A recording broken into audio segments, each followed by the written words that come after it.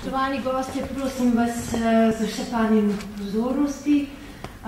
Nocoj bo enemu izmed naših kolegov, umetnikov, podeljena, že 21. podeljena, tako imenovana Dnevnikova nagrada za umetniške stvaritve v pretekli sezoni.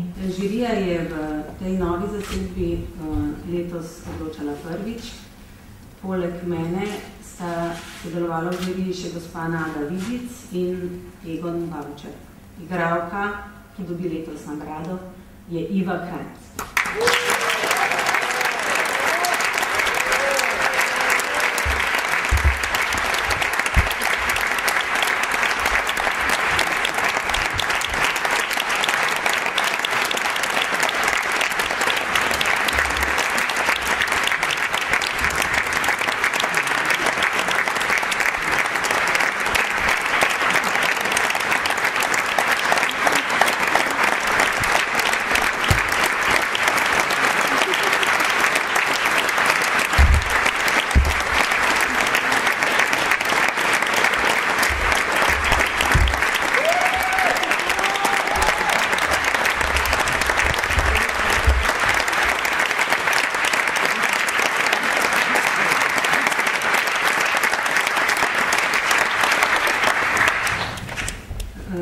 Obrazložitev, ki smo jo skušali formulirati, je pa naslednja.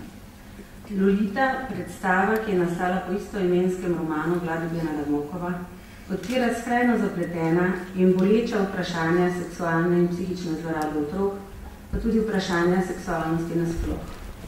Vloga Lolite zato nedvomno sodi med največje igralske izzive. Igralka mora v sebi najti tako otroka, ki mu je zloraba uničevala otroštvo, kot poškodovana žensko, ki se šele napoveduje. In potem negotovem robu, med otroško igro in potrebo po zaščiti, med zapeljevanjem in zapeljanostjo, med psihološko manipulacijo in fizičnim nasiljem, hodi Iva Krajc s presenetljivo preciznostjo.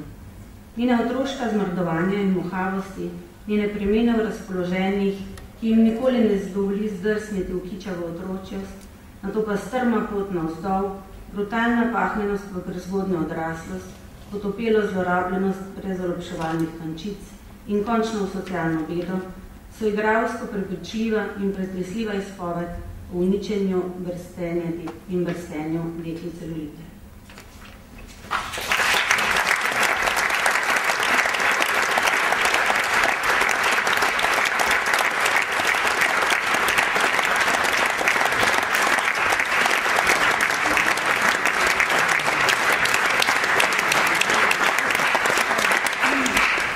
Glede na to, da me gledate že skoraj 3 ure na odru, bom zelo kratka.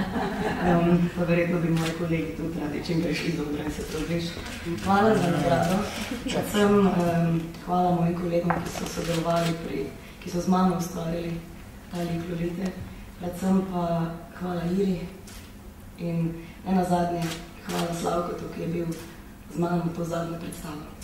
Hvala vam še.